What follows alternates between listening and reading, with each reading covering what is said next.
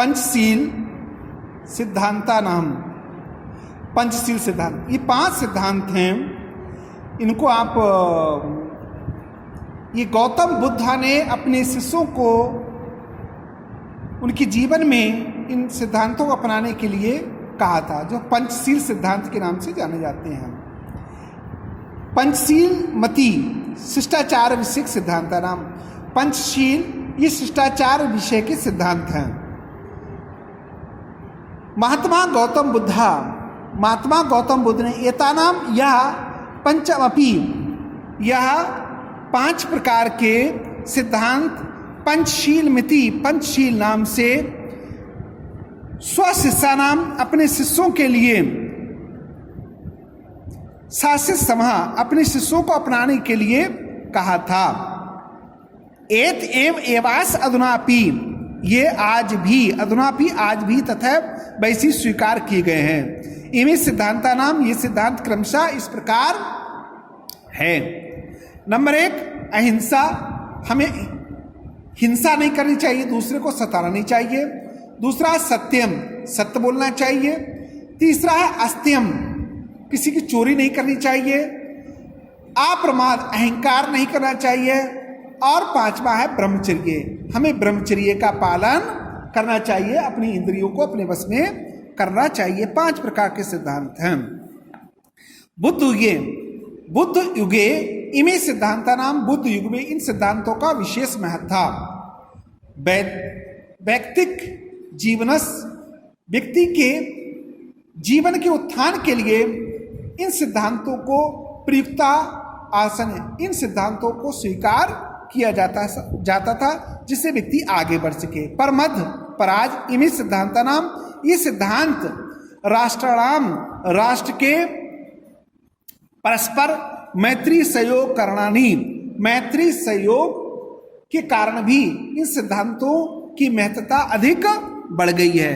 कहने का अभिप्राय यह है कि ये सिद्धांत इस प्रकार से है, एक राष्ट्र दूसरे राष्ट्र के बीच इन सिद्धांतों को स्थापित कर सकता है। जैसे विश्व बंधुत्व की भावना के लिए और विश्व शांतिश्चा, और विश्व में शांति स्थापित हो, इसलिए ये सिद्धांत विशेष महत्वपूर्ण है।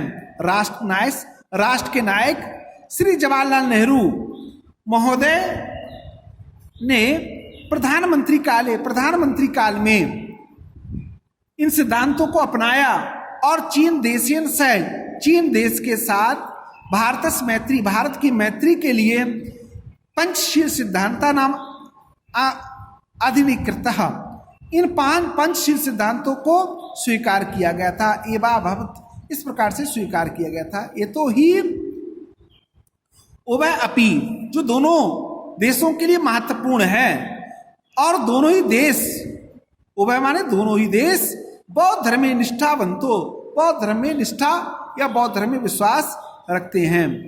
आधुनिक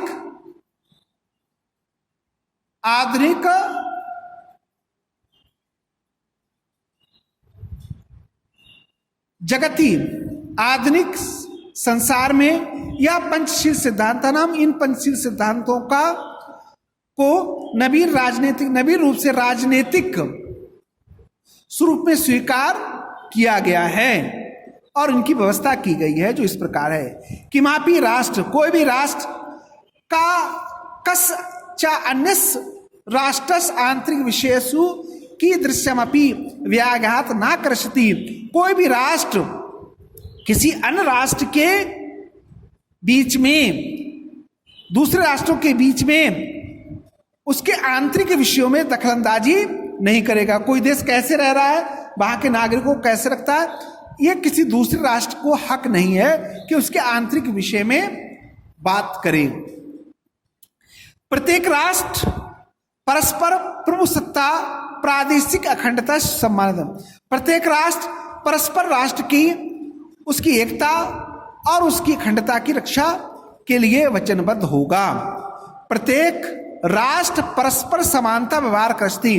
यहां पर कहने का भाव यह है कि कोई छोटा राष्ट्र है, कोई बड़ा राष्ट्र है, लेकिन सभी के साथ कैसा व्यवहार होगा, समानता का व्यवहार होगा।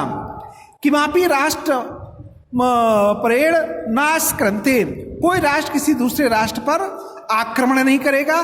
पांचवा है सर्वापि राष्ट्र मित्र स्वाहा स्वा प्रभु सत्ता शांति रक्षति, और इसका अर्थ यह है कि सभी राष्ट्र अपने अपने राष्ट्र की एकता अखंडता स्थापित करने के लिए वचनबद्ध होंगे, उनकी रक्षा करने के लिए वचनबद्ध हैं।